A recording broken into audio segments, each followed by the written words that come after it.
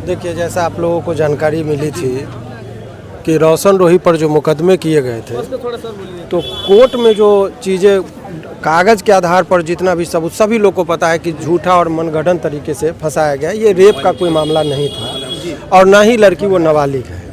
तो कोर्ट में ये पहले पॉस्को एक्ट के अंतर्गत सबसे पहला चीज़ ये देखा जाता है कि वो एज के संबंध में कोई प्रमाण पत्र जारी की है कि नहीं। तो ये हम लोगों ने कोर्ट में यही बातें रखा है कि ये जो मुकदमा किया गया है वो झूठ के बुनियाद पर किया गया है और इसमें कहीं कोई सर्टिफिकेट इनके द्वारा नहीं है। पिछले डेट को जब 8 तारीख को बहस था तो इन्होंने कहा था कि हुजूर हम प्रमाण पत्र दिखाएंगे और प्रमाण पत्र दिखाएंगे। तो अभी तो हम लोगों ने कोर्ट में दिया, उसका वो वेरीफाई करने के लिए इनको बोला गया है कि आप वेरीफाई करके आईओ को, जो इन्वेस्टिगेशन करता होते हैं, उनको दिया गया है कि आप देखिए कि इसमें कौन कौन सा चीज़ है। तो सबसे पहले आप लोगों को कुछ डॉक्यूमेंट्स हम अभी दिखा रहे हैं कि आज ये घटना जो बताई है, आज 2 डॉक्यूमेंट्स इन्होंने, इससे पूर्व में एक डॉक्यूमेंट्स ये दिखाया था जन्म प्रमाण पत्र का नगर निगम के तहत। इसको हम लोगों ने साबित कर दिया कि ये फर्जी था। ये जो नगर निगम का द्वारा जारी नहीं किया गया था, बाहर में से कहीं से ये फोटोकॉपी के दुकान पर से बनाया गया था। अच्छा। ये अनुसंधान के दौरान ये दी थी। चूँकि इसका बार कोड से आपको पता चल जाएगा, इसको अभी आपको हम प्रमाणित भी कर देंगे। इसको जब स्कैन करेंगे आप तो ये लिखाता है कि इसमें कहीं कुछ नहीं, वो भी हम आपको ऑन कैमरा दिखाएंगे। जरा बिट्टू को बुला लीजिए, वो चेक करवा लेंगे, ठीक है। बिट्टू जी, एक चीज़ और है, बिट्टू जी को बुला लीजिए, फ़ोन करके बुलाइए। दूसरा चीज़, ये जो एक आज देखिए, आज फिर ये उस दिन दूसरा प्रमाण पत्र जारी किया था केस करने के टाइम में, आज ये कोर्ट में ये प्रमाण पत्र लगाई है। आइए स्कैन करके बताइए कि कैसे, वो लाइए स्कैनर, स्कैनर लाइए, स्कैन देखिए। अभी जैसे ये बार कोड से ये देखिए, आप लोग को आप एक जानकारी भी मिल जाएगी कि जन्म प्रमाण पत्र के बारे में बहुत सरल तरीका है। ये इस केस के अलावा भी लोगों को पता होना चाहिए कि आपका जन्म प्रमाण पत्र जायज़ है कि फर्जी है। तो ये फर्जी डॉक्यूमेंट्स बनाया गया था, उसका ये डॉक्यूमेंट्स का देखिए जरा चेक करके, ये बार कोड को स्कैनर पर आएगा तो यदि जेन्युइन होगा तो पूरा डिटेल नाम आ जाता है। जरा स्कैन करके देखिए, मोबाइल में हम स्कैन, अभी मोबाइल है, इसको स्कैनर से जब हम स्कैन करते हैं ये बार कोड को क्लिक करना होगा, करिए चेक करिए, चेक करके बताइए। अभी आप लोग को बता दे रहे हैं अपना, देखिए ये जब स्कैन किए हैं तो ये देखिए डेट ऑफ बर्थ से सब खाली है, सादा है। यानी कि ये बार कोड वाला वहाँ से ओरिजिनल डॉक्यूमेंट्स लेके अब फर्जी अपने हाथ से बनाया गया था। अच्छा। इसीलिए वो टाइप करवा लिया गया था, इसीलिए बार कोड को तो रीड किया, लेकिन ये चीज़ नहीं है, ये चीज़ यानी कि ये रीड नहीं किया गया, यानी कि ये फर्जी डॉक्यूमेंट्स था जो बाद में बनाया गया था। ये डेट ऑफ इशू इसका जो हम बता देते हैं आपको, सब लिखा हुआ है। ये आपको बनाया गया 12/8/2023 का एक ई जो है सो 2023 में निर्गत किया गया। अब ये बताइए, किसी व्यक्ति का जन्म होगा 2002 ईस्वी में और 2012 में जन्म प्रमाण पत्र बना रहा है, इसलिए फर्जी था। अब जब आनन फानन में इसको लगा कि ये गलती हमारी पकड़ी जा रही है, तो आज उसने एक और जन्म प्रमाण पत्र फर्जी बना के भेजा है। उसमें आप देखिए, इसमें डेट ऑफ इशू देखिए 14/1/2025, यानी कि आज कितना तारीख है, 15। कल के डेट में ये बनाई है और इसकी भी सत्यापन होने के लिए उन्होंने कहा है न्यायालय ने कि जरा इसको चेक कीजिए, नहीं तो इसमें उल्टे मुकदमा में वो जेल जाएगी, झूठा मुकदमा फंसाने के लिए। ये पूरी तरह से फैब्रिकेटेड है। एक और आप लोग को चौंकाने वाली बात है कि किस तरीके से किसी को बदनाम करने के लिए झूठा डॉक्यूमेंट्स और मनगढ़ंत तरीके से चीज़ों को बनाया जाता है।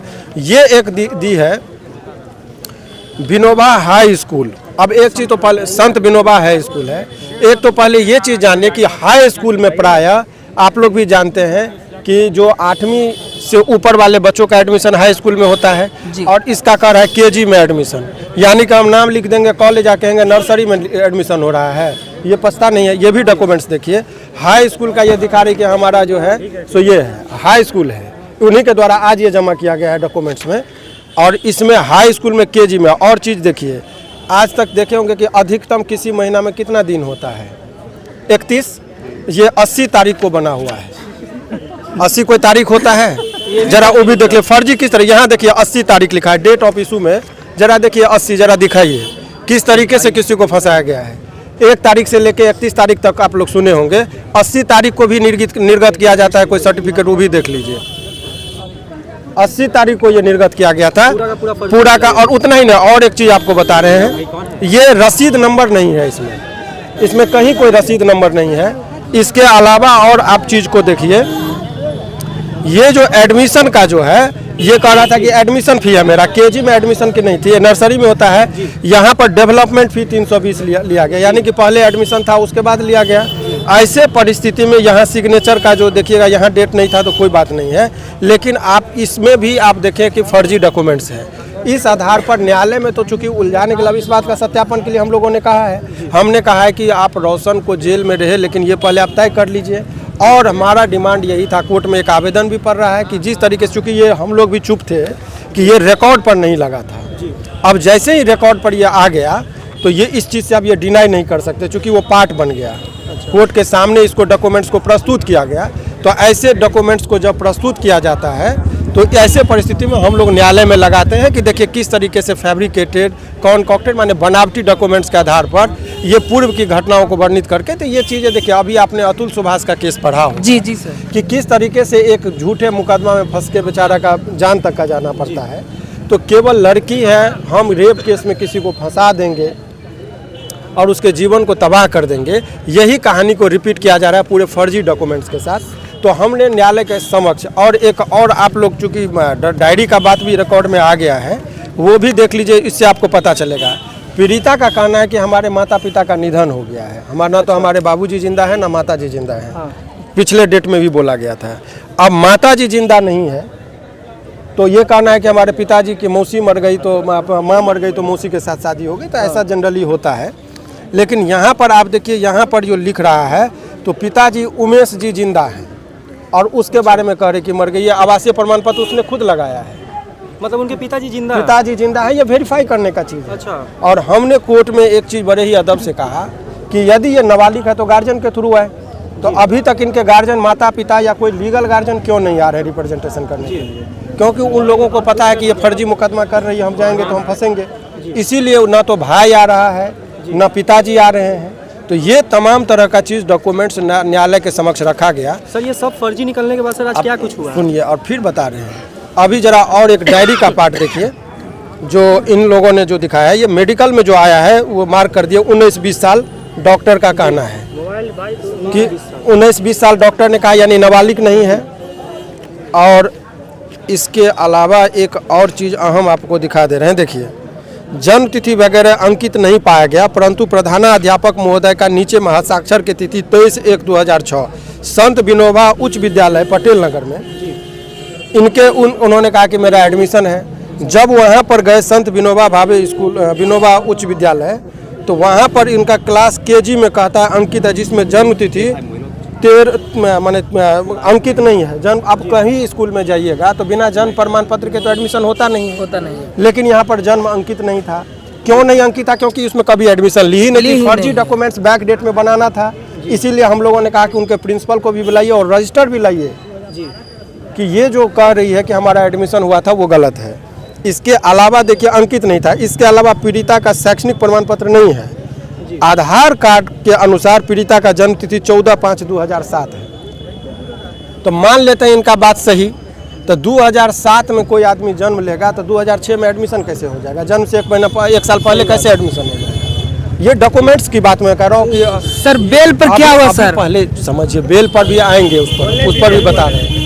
तो ये तमाम तरह का चीज़ न्यायालय में रखा गया। सामान्यतः न्यायालय में जब कभी भी वो डॉक्यूमेंट्स दी, हमने सारे बातों को कहा, तो इस बात को कौन जांच करेगा कि ये सही है कि गलत है? जी। तो अभी आज के डेट में उन्होंने कहा कि अनुसंधानकर्ता जो हैं, जो इस केस के आईओ हैं, बोला है कि जन्म प्रमाण पत्र के संबंध में आपके पास जो भी चीज़ें हैं उनको आप सारा चीज़ लाइए, और उस लाने के बाद इसमें हम देख लेंगे कि सत्य क्या है असत्य क्या है। ये तो एक बेल के रिगार्डिंग है। हम लोगों का डिमांड है कि अगर वो रोशन रोही, मैं उनका वकील हूँ फिर भी बात कर रहा हूँ, कि अगर रोशन रोही ने गलती किया है तो उनको सज़ा मिले, मुझे कोई आपत्ति नहीं है। परंतु झूठा मुकदमा में यदि उसको फंसाया गया है, ये माने कूट रचना करके फर्जी डॉक्यूमेंट्स के आधार पर, तो ऐसे में उस व्यक्ति को भी सज़ा होना चाहिए जिन्होंने झूठा मुकदमा में फंसाया है। तो हमारा 2 डिमांड है कि रोशन रोही को बेल और जो झूठा मुकदमा किया है उसको जेल। इसी आधार के लिए हम लोगों ने खुद मैंने रखा है इस बात को, और एक आवेदन भी फाइल हो रहा है। और इसका हमने कहा है उच्च स्तरीय जांच हो। हमने अब डीजीपी को भी लिखने जा रहे हैं इसमें, क्योंकि उसमें निर्दोष व्यक्ति जेल में है। तो अब जेल चला गया है, तो आप जानते हैं कि लोअर कोर्ट में प्रावधान जो है, जब तक सारे चीज़ों को वेरीफाई नहीं कर लेते हैं तब तक डॉक्यूमेंट्स का आगे नहीं बढ़ता है। तो समय हमसे पूछा गया कि कितना दिन का समय दिया जाए। हमने कहा बड़े तसल्ली से हुजूर को कि आपको जितना दिन समय चाहिए ले लीजिए। मुझे अब कोई हड़बड़ी नहीं है कि हमारा कैलेंडर कब निकले, लेकिन मेरा ये है कि ये जायज़ यदि कागज़ है तब तो इनको फिर जो मेरिट पर डिसीजन होगा, खारिज होगा, तो हाई कोर्ट हम बढ़ेंगे। अगर ये डॉक्यूमेंट्स फर्जी है तो जो फर्जी डॉक्यूमेंट्स बनाया है आईपीसी में 467, 468 के अंतर्गत 10 वर्षों का जो सज़ा का प्रावधान है, उसके अंतर्गत अब बीएनएस में इन पर कार्रवाई हो, तो यही बात का डिमांड किया गया। तो अभी फाइनल इस केस में संभवतः 23 तारीख को बृहस्पतिवार पड़ता है, उसके दिन जो है सो फिर से सुनवाई होगी कि क्या ये डॉक्यूमेंट्स जायज़ है या नाजायज़ है या फर्जी है। ये आदेश आज जज साहब ने पुलिस को दिया है कि अब जरा पता करिए कि यदि फर्जी है, और यदि ये फर्जी होगा तो उसी दिन इन पर एफआईआर होगा और वो जेल जाएगी। नहीं, एफआईआर का यदि ये फर्जी पाया गया तो डॉक्यूमेंट्स फर्जी के आधार पर हमने अर्जी लगाया है। ये हमारा किसी व्यक्ति से व्यक्तिगत कोई झगड़ा लड़ाई नहीं है, ना ही हम लोग, इतना ही हमारा ये कहना है कि मतलब 23 तारीख होगा सर, तो उनमें आपका जो, लेकिन ये आप लोग को मैंने डॉक्यूमेंट्स इसलिए दिखाया कि एक पब्लिक ओपिनियन उनका खराब किया जा रहा है रोशन रोही का। इस बात में कहीं कोई दोहराई नहीं है कि दोस्ती थी, इस बात को हमने भी स्वीकार किया है। लेकिन आजकल जो पैटर्न है कि पहले आप दोस्ती कीजिए और फिर बाद में लड़का को जेल भेज दीजिए, ये कदापि उचित नहीं। कि लड़की है, पहले लोग बंदूक दिखा के डराते थे, आजकल लड़कियों को एक हथियार मिल गया कि हम रेप केस में फंसा देंगे। इससे कई लड़के जो है सो झूठे मुकदमा के दंश से, अब देखा अतुल सुभाष का कि आत्महत्या तक करना पड़ रहा है। तो इसी वजह से माननीय न्यायालय को हमने सारे चीज़ों से अवगत करा दिया। तो सर अब 23 तारीख को सारी चीज़ें साफ हुआ सर। देखिए, लोअर कोर्ट में जो अभी बहस चल रहा है, इससे पहले भी मैंने कहा था कि अभी तक जो इतना दिन जेल में रोशन जी नहीं रहते, उनके पिताजी जो थे रोशन के और उनके परिजन, वो लोग थोड़ा उन लोगों को कोई गाइड कर दिया था कि अभी फाइल नहीं कीजिए, जिस वजह से फाइलिंग नहीं हो रही थी। 15-20 दिन पहले ये फाइल हुआ, 2 डेट पे बहस हो गई। अब ये लास्ट डेट है 23 तारीख को ये फाइनल डॉक्यूमेंट्स आ जाएगा, फिर उनको फाइनल जजमेंट दे देना है। एक अलग से भी केस हो रही है इस मुकदमे में कि ये जो भी दस्तावेज, चूँकि हम लोग अभी कह नहीं सकते थे, चूँकि जैसे वो कोर्ट में उन्होंने दे दिया तो वो डॉक्यूमेंट्स, कोर्ट के डॉक्यूमेंट्स जो है रिकॉर्ड पे लग गया। उसके आधार पर भी एक हम लोगों के द्वारा, इनके द्वारा आवेदन दिया जा रहा है कि ये फर्जी डॉक्यूमेंट्स बनाई है। 467, 468 जो पहले का आईपीसी था, अब तो बीएनएस में कन्वर्ट हो गया है, तो समुचित धाराओं के अंतर्गत इन पर मुकदमा दर्ज किया जाए। तो 23 तारीख को बाहर निकल जाएगा सर रोशन रोही, बहस का फाइनल जजमेंट आना है। सर अगर ये डॉक्यूमेंट फर्जी निकलता है तो क्या किरण सिंह हाँ, निश्चित तौर पर झेलना पड़ेगा उनको। और आप लोगों को मैंने सारा चीज़ बता दिया, किसी व्यक्तिगत क्या करना है। जो सत्य है, सत्य से सभी लोगों को अवगत होना चाहिए। कोर्ट में जजमेंट से पहले कोई जजमेंट नहीं देना चाहिए। तो अभी माननीय न्यायालय में वो मामला विचाराधीन है। अभी जो भी डॉक्यूमेंट्स था, आपको 3 तरह का सर्टिफिकेट इन्होंने दिया। 80 तारीख कभी किसी महीना में आप लोगों ने सुना, तो इनको जो फीस जमा किए वो 80/10/2012 का दिखा रहे हैं। तो आप बताइए, 80 कोई तारीख तो होता नहीं है। तो जल्दबाजी में, जो हड़बड़ी में जब कोई आप डुप्लीकेट काम करेंगे तो तारीख में गलती भराया।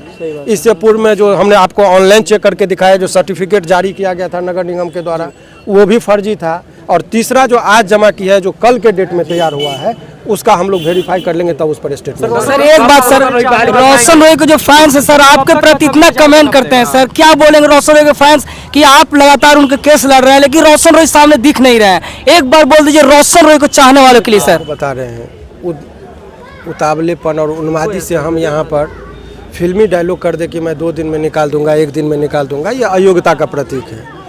अगर मुकदमा आपका, झूठे मुकदमा में आपको फंसा दिया गया, तो अब जब तक डॉक्यूमेंट्स हम उसको प्रस्तुत किए हैं, तो डॉक्यूमेंट्स के आधार पर ही डिसीजन होता है। कभी कभी जब निचले न्यायालय को कन्फ्यूजन होता है तो वो रेफ़र कर देते, बोलते ठीक है आप जरा हाई कोर्ट में जाके इसकी व्याख्या करवा लीजिए। तो ऐसा भी हो सकता है कि वो हाई कोर्ट भी भेज सकते हैं। तो इसीलिए ऐसे परिस्थिति में जो भी मुकदमा का ये था, किसी के नाम को, छवि को खराब करने के लिए इस तरह का मुकदमा किया गया है। ये चीज़ हम लोगों ने न्यायालय में रखा है। चलिए, बहुत बहुत धन्यवाद सर।